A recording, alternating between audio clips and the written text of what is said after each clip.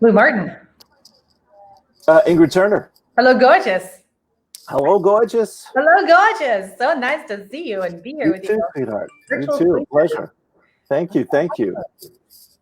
So it's morning time in California, evening time in Ireland. That's it. Exactly. So you've had a nice full day so far. Yes, I have. Yes, I've socialized and chatted with a good few people, as I've said, and watched a few documentary videos, interviews, all that good fun, and just keeping up with the world and enjoying some great weather here. Beautiful. Beautiful. Yeah. Great weather. Yeah. So it's getting warm in Ireland. It's cooling down a little bit in Northern California. Notice it's cooling, which is okay with all of us. We've been dealing with 100-degree Fahrenheit weather, so bringing it down to like 90. Wow. Much better. Yes. All right. Well, how about I do this? Why don't I ground us in? Please. We're going to bounce over to you with our opening prayer because it's just delicious the way you do it. And then we'll dive into whatever we're talking about today. All right. Sounds good. Thank you. So those of you watching, if you're able to, go ahead and close your eyes and take a few deep breaths in through the nose, out through the mouth.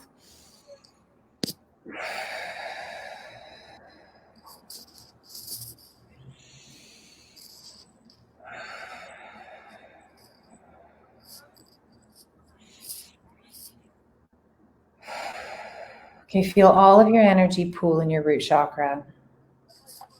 Maybe it'll feel warm or tingly, or you'll just be aware that it's happening. Take a deep breath in and pull the energy from your root into your heart. Exhale and hold the energy in your heart. Inhale and pull the energy from your heart into your crown. Exhale and hold the energy in your crown. Inhale and pull the energy out of your body. Feel it connect with divine source energy. And with the out breath, pull that energy back into your body and into your heart. Breathe in and hold the energy in your heart. Breathe out and pull the energy down to your root. Breathe in and hold the energy in your root. Breathe out and push the energy down your legs and into your feet. Breathe in and hold the energy in your feet. Breathe out and push the energy into the earth. Feel that energy hook in with the earth's core and take a deep breath in and pull it back up towards your feet. Exhale. Inhale and feel the energy hit the soles of your feet and move up your legs and pull again in the root chakra and exhale into your root chakra. Okay, Lou, my love, over to you. All right, sweetheart. Thank you so much. Let's all take one more deep breath. So, Father, Mother God, indwelling Holy Presence, we want to acknowledge the divine timing of this interaction here today. We are aware that we're on the cusp of a very powerful time of energetic activation, and that our guides, guardians, teachers, and friends hold us in their hearts and see the very highest potential for each of us and for all of us. Those who feel that we are called to be of divine service to humanity in this lifetime are especially called forth in this moment to fully and completely open our mind, our heart, and our life to the will of God and to give ourselves to it entirely, knowing as we do that divine timing, divine action, divine inspiration is all flowing to us and through us so that we may receive the gifts of clarity, courage, wisdom, healing, and inspiration for ourselves, for our clients, friends, students, colleagues, loved ones, and for the whole wide world. We give thanks for all the healers who are gathering together throughout the world, throughout this weekend, and know that we are strengthening, deepening, and building a template for a new earth and a new humanity as one. We celebrate this grateful more than words can express. We give thanks for this divine timing in our lives and in our hearts. We let it be. It is so, so it is. And together we say, Amen. Amen. Beautiful. Thank you. Thank Yeah. you. Yeah, sure, honey. So big energy this weekend. Do you want to talk about it? About the Lionsgate? Sure. I'll have a go, as we say. Yeah. So I've mentioned the story that I had my awakening started 33 years ago, and that summer of the harmonic convergence of my Kundalini awakening in meditation, I also connected with Lazarus, this wonderful spirit guide that has been channeling through Jack Purcell all this time. And up until this year, January, they've been releasing a lot of original material every week and every month. That slowed down a little bit. But one of the things, they're still with us, one of the things that Lazarus taught us is that from the 23rd of July, when Sirius rises before the sun, to the 15th of September, when it completes this phase of its trip around the Earth and begins to be below the horizon again, we are being blasted, the dog days of summer, by the energies of Sirius. And Lazarus teaches us that the Sirians are four beings. They're the feline leonine beings that my friend D.B. Ellis had a personal encounter with, one of those chaps. And they're the dolphin people, yes. And they are also the crystal beings and the light beings. And they teach us that Sirius is the gateway of the goddess, and it is the passageway, the portal through which we all came into the physical reality and through which we all pass back out of physical reality. And so the guides, guardians, teachers, and friends, that's a phrase that my guides gave to me, of those that are here to help us and to support us. And actually, would you know, today's angel card is that very message, which is support the angels standing around the earth. Wow, beautiful. Yeah. So that's a taster. That's a starter. So the Lionsgate portal, this big energy, is really more access we have to these supportive beings than we typically have. Yes. It's an opening of the portal and an opportunity for us to reach through and connect, and for them to reach through and connect more deeply with us. So how can we intentionally use this energy over this weekend? Well, yeah, that's a brilliant question. I mean, they're the ancestors. They're the ancient ones. So they are no longer really in a state of evolution. They don't forget who they are between lifetimes, is the way that's been described to me. Mm-hmm. And so they can create a body or leave a body, but they continue to maintain their consciousness. So whatever we're reaching for in our own lives, in our relationships, in our light work, all of this is, calling us to stand at the cutting edge of things, right at the borderline. And, we all know that the world is going through unprecedented changes right now, and it's probably not going to settle back to where it was for quite some time. That this whole decade really feels to me, and I'm sure to you as well, the beginning of this new earth that you've touched on so beautifully. That the new earth is here. That by living in God's will, we're living in that energy. By leaving fear and coming to love. Choosing only love, all of that. So, that's all part of it. And I suppose whatever we're passionate about, whatever situation moves us deeply, this is a great time to ask for that love, guidance, and support about our projects and our goals. Oh, beautiful. Wow, boy, I tell you, touching on that, I have been on fire the last few days with a project that I'm working on. So, boy, that resonates.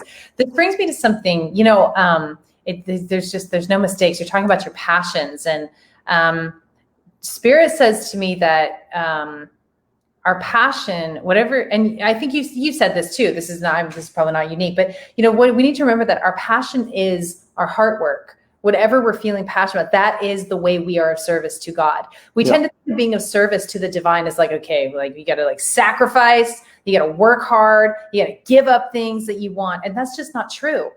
It's just not true. And it's certainly not true in this new earth, in this new age. And so this being an opportunity to bring through this energy with these divine beings, with all the support, the outside support for earth, it's like, I see it as kind of a spotlight. Like it's this, the needle is coming out, there's a spotlight on the earth. The opportunity is not just to ask for assistance in our passion, in creating form for our passion, but we're asking for to be, we can ask intentionally, it feels like to me, we can ask to be bolstered in our divine service and in the joy that comes from our divine service. Beautiful. Yeah, love that. Yeah. So you said I'm sorry, you said one of your friends had an interaction with one of the feline beings. Yes. This is my buddy DVL. I think he talked about it on one of our meditations, our channelings from Sunday nights, Hands of Light.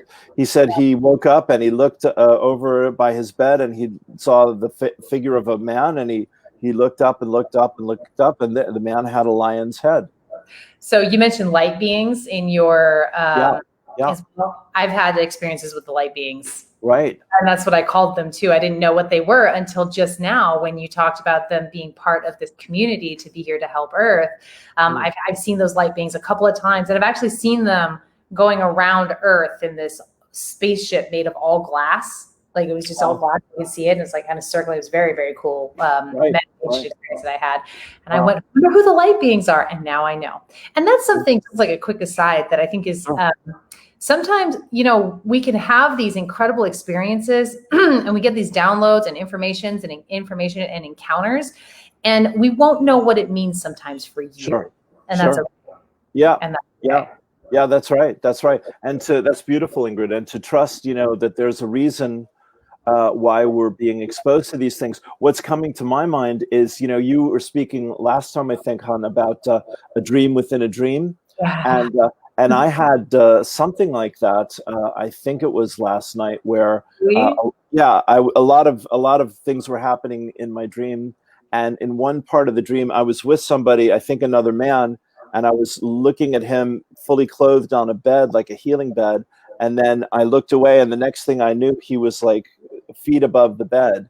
And it was like the message, that anything is possible, Yeah. So he was the man or whoever that was, was giving me this message, like you're saying about divine purpose can be our freedom, our joy, our abundance, our happiness. It doesn't have to be martyrhood and sacrifice and all of that. Absolutely true. This is definitely the future of this planet. Happiness, joy, freedom, all of these wonderful energies and emotions. And the same thing with the freedom to trust ourselves and to explore ourselves. And don't you find this in your sessions with people, that there is so much programming that people have to overcome about they're so self-conscious or afraid of being rejected or shamed or humiliated for being gifted or being brilliant or whatever their uniqueness is, and it's really a time to call that out, I'd say. Oh, 100%, Lou. Yes, I absolutely run into that with my sessions and with students. It's the first step when we're working with anybody is the deprogramming part. Right. The releasing the conditioning that every single one of us takes on from our family, from our culture, from media, all of it. But it doesn't take that long to start to really peel back those layers, I find. We think it's going to be a lifetime of deprogramming. It's not. Once you commit to it, a little bit of time peeling it back, and then you start to touch on your authentic core, and then it's a changer, and then nothing else will do. Once you hit on that authentic place and you start to live there, nothing else will do. And that's a really exciting time. It's a really exciting time to be working with people in this capacity, like we do as channels and guides and spiritual teachers, because we're in this new earth energy. You were talking about, being of service is like being a martyr and, showing I'm doing the hard work. Well, that was true in the before time, like before the spring solstice. It's not true anymore. Because we're coming from a paradigm that is more fear-filled, more scarcity focused, more tense and anxious. And we've popped into a new energy. And I really felt it on the spring solstice. I don't know if that was exactly the day, but that's when I woke up that morning going, oh my God, like, we're here, brothers and sisters. But Beautiful.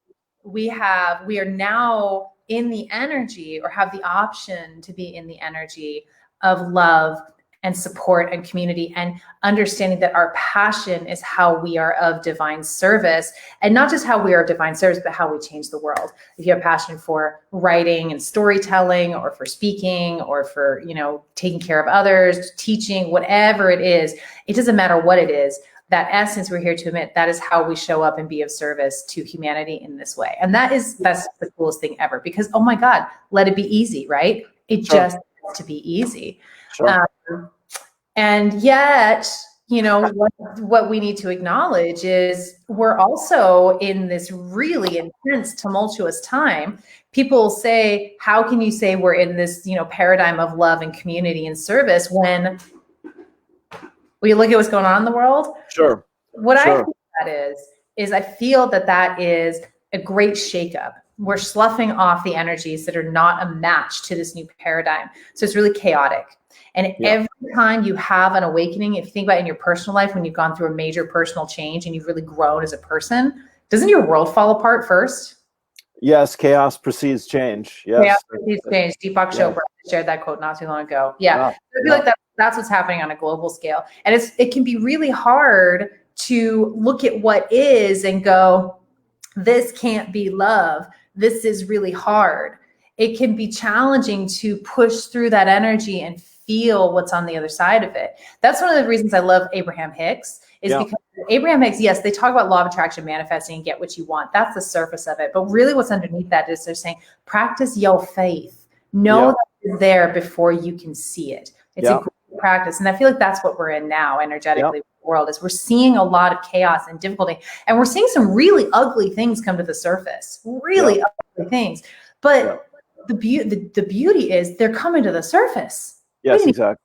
We had no awareness of it before, coming to the surface, being shaken off. How do we stay? This is a really good question that I'd like to pose to you and pose to our viewers is, how do you stay in love when you're face to face with some real ugliness in the world? How do you do that? Yeah, well, that's the heart of the matter. Absolutely. I mean, I think what I draw on myself personally is whatever I have in my spiritual bank accounts, whatever level of understanding or peace or clarity or faith, as you said. Loved how you expressed Abraham's gifts. For me, their whole thing about you focus on what you love, focus on the things that bring you joy. Focus on feeling good and finding reasons to feel good. Love, joy, appreciation, gratitude. I mean, again, hon, that we understand that there is a choice to be made, and we understand more than ever the power of our emotions and our will to assist us, to guide us, to make better choices, conscious choices, etc. That's me doing my human best, and then just dealing to the best of my ability with whatever chaos or confusion shows up, and bringing all of that also into my inner process. Yeah, I love that. Yeah, I feel what comes through for me is it's not that we don't deal with stuff out here and the chaos and the madness. It's not really about ignoring it or whitewashing it or bypassing it. Like, it is what it is. This is the reality at this particular point in creation. And we chose this because we're here to do incredible work and to help cement in the new age. But before you can, what we do to stay in love, we have to come home to ourselves and come back into our heart. Beautiful. First and foremost. Breathe, get centered, connect with God, do whatever it takes to connect with our spirit. And then from that place of calm and trusting yourself, trusting what you see, and trusting that you will know what action to take at the right time, and then step out into the world and take that action. Whereas if you're out dealing with things, like anything from a squabble about masks to big political issues or revolutions, if you're out there trying to take action from a place of fighting and resistance and fear, that energy is not going to fly anymore, because that's the old paradigm. We're in the new paradigm. We have to come from a place of compassion and fierce love, and then take action from that place if action is necessary for us. That kind of action is going to be necessary for some people. Some people are here to take up arms, I feel, and get into the revolutionary stance of it. Yeah. Others are here to remind you, stay in love, stay in love, to be messengers, to be beacons, and, everything in between. So to me, it feels like, to some extent, you're not going to be able to avoid dealing with the fun out here. But if you bring it into yourself first and come back home to your heart and then move outward from that place, that's how you change the world. That's how you cement in this new paradigm during this day and age. That's how you stay in love and out of fear. If you're fighting and you're in resistance, what energy are you in? You're in fear. You're in total fear. I got to fight this. I got to stop this. This can't be happening. No, come from a place of love, which is that's not acceptable. That's not what we're doing. This is going to change, and this is what we're going to do to change it. Very different energy. Sure, hon. And like you were asking, that was gorgeous. And like you're asking before, what are the Syrians? What are the Pleiadians? What are the beings of light? What are the angels? What's their purpose in all of this? It's to be there when we get lost. It's to be there when we're overwhelmed. It's to be there when someone's hard on us and we think that's true. We're hard on ourselves because someone else is disappointed or upset or overworked or whatever it might be. Yeah. So, it's the willingness to, like you said, be extremely in tune and in touch and trusting of your higher purpose, and stay inspired by that and guided by that and uplifted by that. And then, continue to ask, our guides, guardians, teachers, and friends for love, for guidance, for healing, for forgiveness, for help, for blessing, whatever helps us to clean out and clear out these old stuck energies, which, we're moving through very quickly, as you said. Yes. Yep. Oh, we got a good comment. Elaine says, but always try to come from positive place with best energy, extending out as much as possible. Yes, girl. Yeah. See, lightness is often attract the light in them. Oh, I agree. Oh, that's a really good comment, Elaine. Is, that's something that's really important to bring up, is like attracts like. Law of attraction, right? Like attracts like. Yeah. And she also says, yes, baby, it's a practice. It's all a practice. None of us are perfect at this. We're human. We're all we're all fallible, and we all slip and fall below where we feel like we want ourselves to be. But as we practice, we get better and better, and we become more and more open, and it gets easier and easier. But be light. We don't always have to be a sponge. Spiritual types are, we're so sensitive. And so we're just like, oh my God, battered around by the energies. And like, there's truth in that. But you can also commit to being the light, to being the beacon, to attracting to you who you need to help support you and support each other and move out into the world and shift into this new paradigm. Just like, anchor it in, man. Yeah. Whatever we practice, we get better at. And probably the most important practice is self-honesty. This doesn't feel okay. I'm not happy with this. I didn't like the way that happened, whatever. And then use that as the fulcrum, to bounce up into greater clarity and greater empowerment. Yeah. I love it. Yeah. It's one of the things I do see is that between everyone's light and darkness is, people who are stressed out or anxious or fearful or worried or upset, when they encounter people that are not, then it feels unfair, and they feel like this is just wrong, and who are you to be happy or relaxed or peaceful, when you say the world is going through such a difficult time. But like we know, Lord, make me an instrument of thy peace. Blessed are the peacemakers. If there isn't a space for peace and space for grace in us, then the world owns us entirely. And that's the conflict, isn't it? Yes, absolutely. People lose themselves in the world, especially in times of crisis, Yeah. And that's getting pulled into the fear energy. Right. Getting pulled into fear. Yeah. Right. So I feel like I want to, how does this feel to you? Can we bounce back and forth a little bit? I want to help people maybe help people bring awareness to themselves, because all of us are going to, fall into fear energy at some point. It's just, part of the human experience. The practice to continue to vigilantly move ourselves from fear to love every day. Every day I move myself from fear to love. Yeah. Every day I experience fear, and every day I move myself back to love. And then, and only then, do I start to speak? Do I start to move out into the world? So what are some of the ways that people might notice that they're getting sucked into fear, that maybe they might not put a fear label on, Sure. Well, that's a very good question. I think, it's what I see is that because the news is so catalytic at this point for a lot of people, and these are the dog days of summer, and we're living in a time of unprecedented change, which means stress and off the chart for some folks. It's what I find is it's important to keep detaching and not be just lost in a sea of information about who's right and who's wrong and all of that, but be aware of what's happening, which I'm sure all of us are, but keep coming back to ourselves, as you're saying, being good to ourselves, being kind, being compassionate, being aware of how we're feeling in our bodies, doing yoga, doing breathing, taking walks, getting fresh air, getting exercise, getting sunshine. All of those things are grounding. And, it's just, as I say, it's really divine timing that we happen to be doing this tonight, because, people will pop on and we'll kind of give folks things to think about and trigger some feelings and some ideas, etc.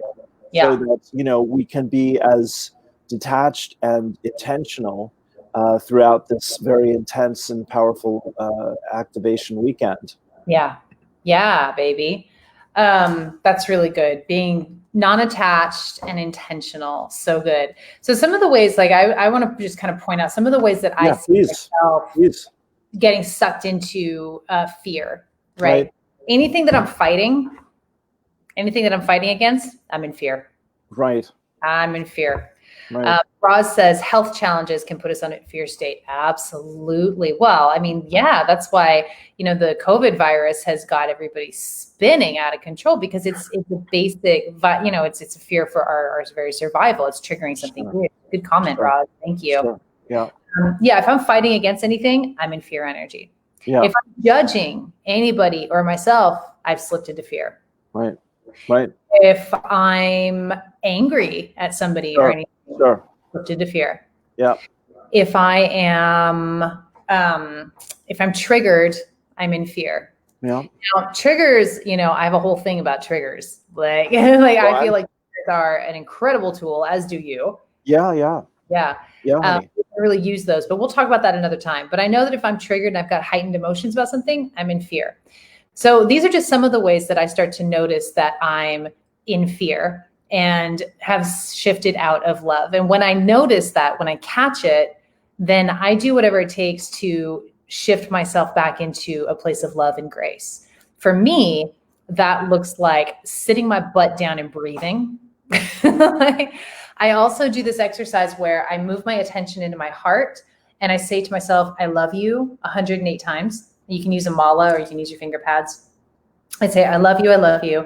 And then I take my energy and my attention, I kind of raise it up and I move it out onto the planet. And I say, I love you to the planet 108 times. And I tell you what, 9 times out of 10, that is the magic that shifts me right out of my fear and into love. It's a huge vibrational shift when we go love yourself and then love and then go out and love the world. Sometimes what I'll do is if one thing is bothering me, like if I'm obsessing about something or one issue is bugging me, then I'll do the I love you for me, and then I'll do it for that thing. Sure. I love you. Yes. By the time I hit 108 I love yous on that issue, I've become to love it unconditionally. I've completely detached. I've come into that non-attached state that you were talking about. Yoga also a good one for me. Getting out in nature when I'm really in it, like anxiety is a big tell for me that I'm way too full and I need to get out and clear some energy. I disconnect from all tech and I go out in as far away as I can from town and into the woods. If you, anybody who has access to that, even if you just have access to a park, leave your phone at home and go get there and open yourself up. Those are just some of the tricks that are tried and true and work every time. What about you? What are your tricks? Those are great. Those are great. I mean, I spend most of my time alone, unless I'm talking to someone like your good self right here on the screen. And, I have that luxury, of seeing my own reactions or looking at stuff and then looking at it again and thinking it over and feeling my way down to the bottom of things, etc.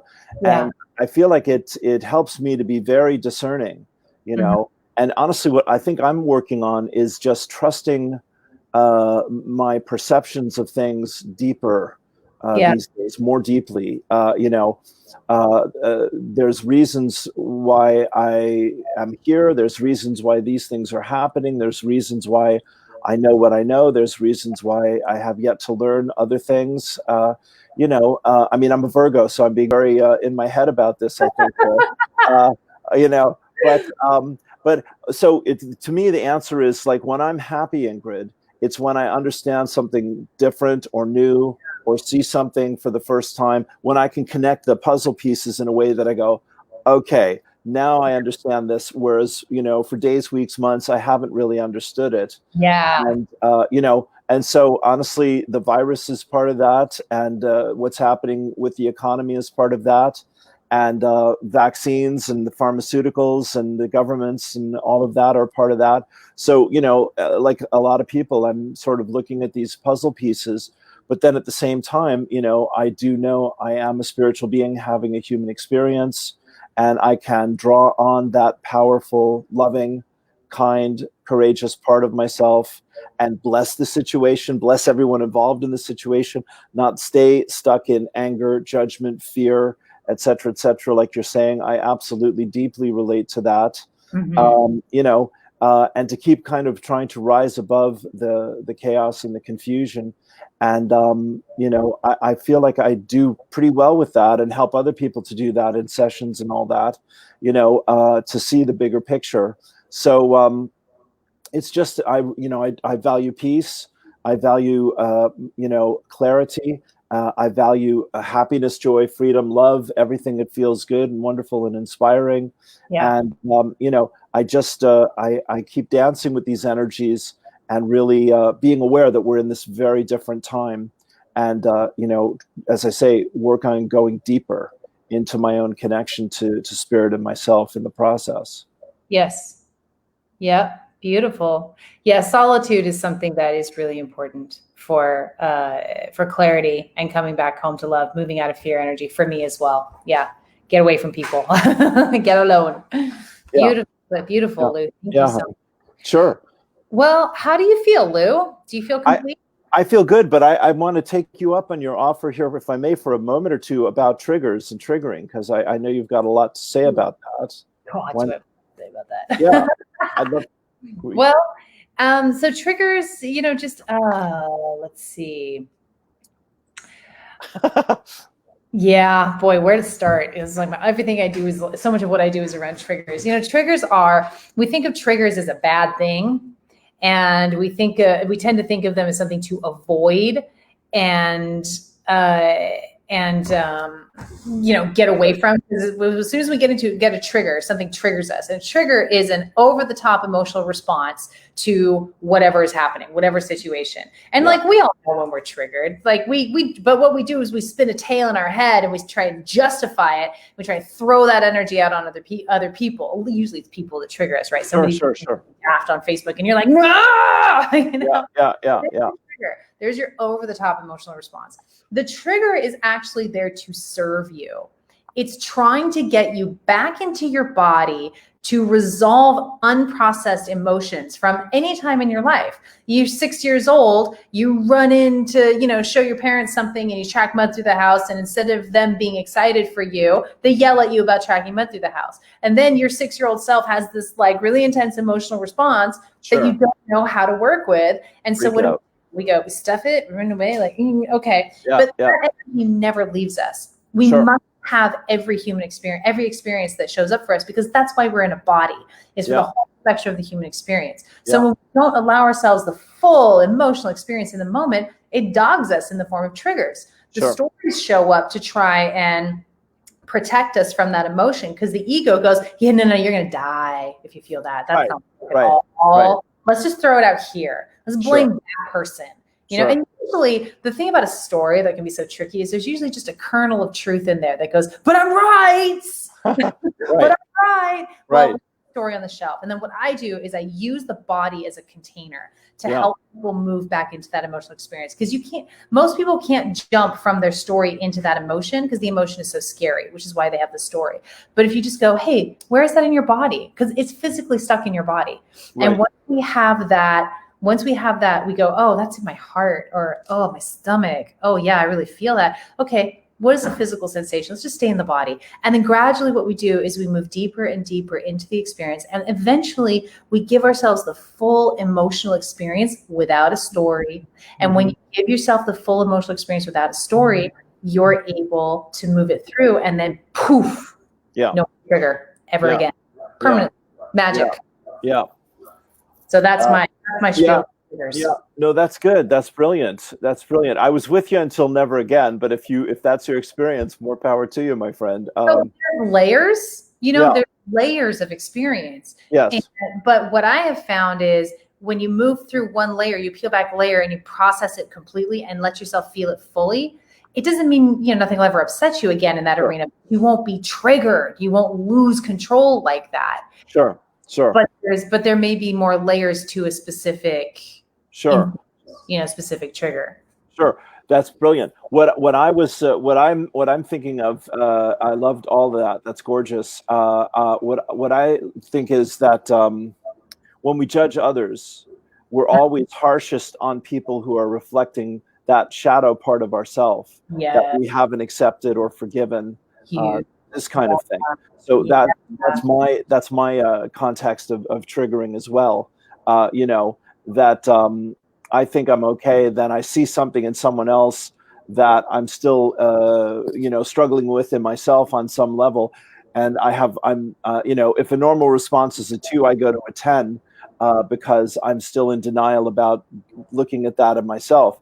So as you're saying, then for me it's similar, that working with then sitting with that and forgiving, seeing, oh, that still is a wound for me. That's still a place of fear and judgment or rejection or denial for me. And as you said, that is the root of all triggering, is that either we have felt rejected or we reject ourselves. And so when we can see past that or work past that or feel through that, maybe is the best way to say that, then we come back to accepting that part of ourself, accepting ourself in a deeper way. Totally. Yeah. It's magic work, man. Feeling through those triggers, just letting yourself have the emotions. It's the big work, and I'm a fan. So thank you for that. Sure, honey. It always comes back to us. When we're triggered, there's a gift in it for us. Running away from those triggers, it's going to come back around. It's going to keep coming back around until you give yourself the experience, the full body experience of it. Yeah. And isn't that kind of what's happening socially right now, in such a core way, where the whole social contract and the whole, who do we trust, and how worthy of our trust are they, and how safe are we, and how much sense does this make, et cetera, et cetera. I see us all dancing with this, and it is like we're saying about chaos and change. It's throwing us back into ourselves, and we're working on that greater clarity, that greater peace, that greater acceptance. So, I mean, to me, the other one is where I have stopped lying to myself, then I can see where other people are lying to themselves or lying to me more easily, and where I'm still not sure about my truth, or I'm still in denial or lying to myself. I can't do that, And that's socially what I see happening, in a big way in the world right now, where people are, being asked. My guides say this is the most subjective time in our lives, because we are really being put in charge of our reality as never before, and at first that's extremely challenging and overwhelming. But as you're saying, if we can keep coming back to love and faith and our oneness with spirit and surrendering to that, giving ourselves to that completely. I loved your beautiful prayer, honey, the other day. God, I'm yours. I put that on my page yesterday. That was just gorgeous. Thank you. Awesome. Sure, love you for that. So, just like you're doing, just to highlight for everyone who's on this call, who's really on the cutting edge of things, that whatever we practice, we're going to get better at. The resources, the guidance, and the love are there within us.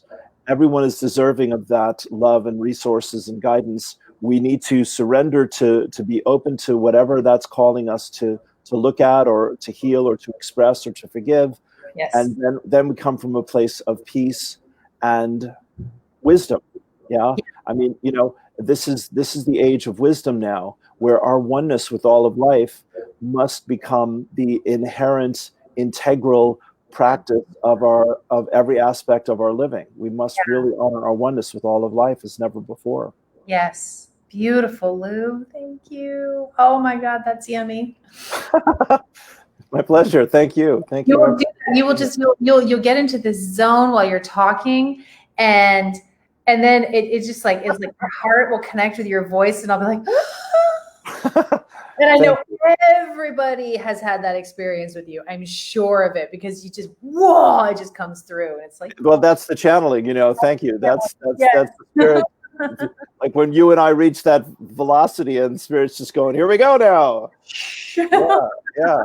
Thank you, sweetheart. Thank you. Lovely. Yeah. Thank you. Such a pleasure. You're welcome. You're welcome. Well, do you want to tell people where they can find you, how they can connect with you? Certainly. And my partner has put up my credits here, which is just gorgeous and wonderful and professional and crazy good. Yes. So guess what? Thank you, Ingrid. You can find me at Awakened Spirits Network on YouTube or on Facebook. So on YouTube, it's the interviews. Like I put our interviews, Ingrid and my own here, and others as well. And I'm very proud of the collection of brilliant people that I have on that site. It's wonderful. And then on Facebook, it's similar. It's a resource for other teachers and teachings, where I promote everyone that I find interesting and invite anyone to become a member of that. And then my homepage, where I do morning prayers and spirit talks and groups like this as well, is Lightheart 2012. Excuse me. And thank you everyone showing up and sharing this with others who are on this path. Beautiful. Brilliant. I love you so much, Lou. I love you too. In my world. Thank you, darling. Treasure you. Sweetheart. Thank you. Where can we find Ingrid H. Turner?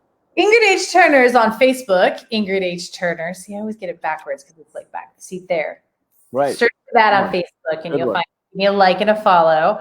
My website is ingridhturner.com. You can also check out the Bava Spiritual Mission at bavamission.org. This is our organization that our community, our mission is to help people connect with the infinite and then take their message out into the world in their own fabulous and wonderful and unique way. If that makes you perk up a little bit, then I encourage you to visit that website, bavamission.org, and check it out, and send me a message if you would like to talk further, because we are opening our community for new members. And I'd love to talk to you if you're feeling like, ooh, that's what we want. So that's a very cool. Yeah, it's brilliant. Yeah, baby. All right. Well, Lou, I love you. I love you too, darling. We've done it. We've pulled into the hangar, huh? Thank you. We've done it. A pleasure. Have a wonderful Friday, and I'll talk to you soon. Talk to you next week. Okay. All right, sweetie. Not sooner. Bye, honey. Bye for now. Cheers.